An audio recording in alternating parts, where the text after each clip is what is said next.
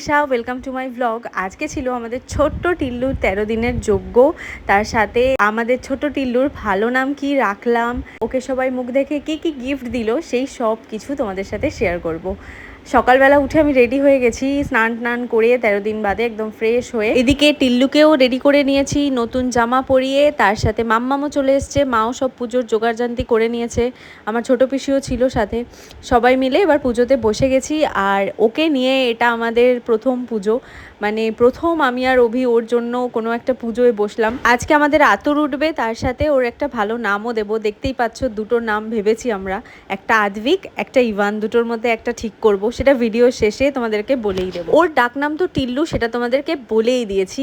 আমার যখন পেটুতেও ছিল তখন আমি ভেবেছিলাম আমার বয় বেবি হোক বা গার্ল বেবি হোক, আমি তার নাম টিল্লুই রাখবো। তৃষার ছেলে বা মেয়ে, তৃষার সাথে ম্যাচ করে টিল্লু, এই নামটা আমি সোশ্যাল মিডিয়ায় শুনেছিলাম, আমার খুব ভালো লেগেছিল, তো আমি এটাই রেখে দিয়েছি। এই ছোট্ট পুচকেকে নিয়ে পুজোয় বসা, আমি ভেবেছিলাম ও খুব কান্নাকাটি করবে, বাট একদম চুপচাপ সব পুজোটা এনজয় করেছে। রেদারও ঘুমাচ্ছিল এই পুরো পুজোর সময়।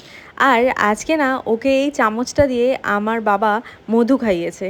অ্যাকচুয়ালি আমার বাবা না খুব অ্যাস্ট্রোলজিতে বিশ্বাস করে। যখন ও আমার পেটুতে ছিল তখন বাবা কোনো একটা ফোনে অ্যাস্ট্রোলজারের থেকে শুনেছিল যে সোনার চামচ দিয়ে সদ্যজাত বাচ্চাকে মধু খাওয়ালে তার ভাগ্য নাকি খুব ভালো হয়।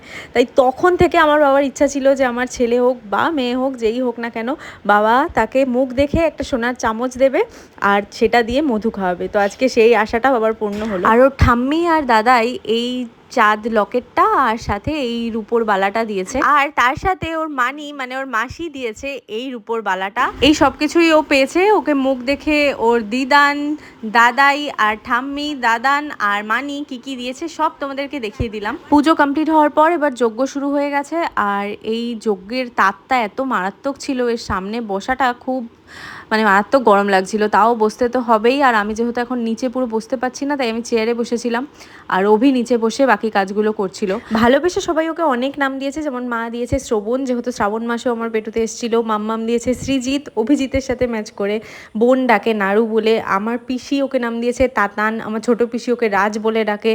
এরকম আরও নাম আছে। ওর তাথই, পিপি, গুড্ডি দিদি এরাও ওর জন্য নাম ভেবেছে, সেগুলো তোমাদেরকে পরে বলবো।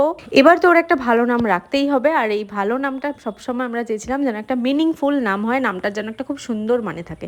আদ্বিক আর ইভানের মধ্যে কনফিউশন ছিল। আদ্বিক মানে হলো অনন্য বা অসাধারণ, ইভান মানে এটা শিবের অপর নাম, আর তার সাথে এটার মানে হলো ভগবানের দেওয়া একটা সুন্দর উপহার। আমি প্রথম থেকে ইভান নামটা পছন্দ আমার, আমি এক কথায় ইভানই চাইছিলাম, বাট বাকিদের একটু কনফিউশন হচ্ছিল, তাই আমরা এখানে টস করছিলাম যে কোন নামটা বেশি ওঠে। কিন্তু ফাইনালি টসে যাই হোক না কেন, ওর ভালো নাম রাখা হয়েছে ইভান ঘোষ, কারণ আমার এই নামটা ভীষণ পছন্দ। আর শ্রাবণ মাসেই ও আমার পেটুতে এসেছিল, তো শিবের এক নাম ইভান, এটা রাখাটাই বেস্ট হবে আমার মনে হচ্ছিল।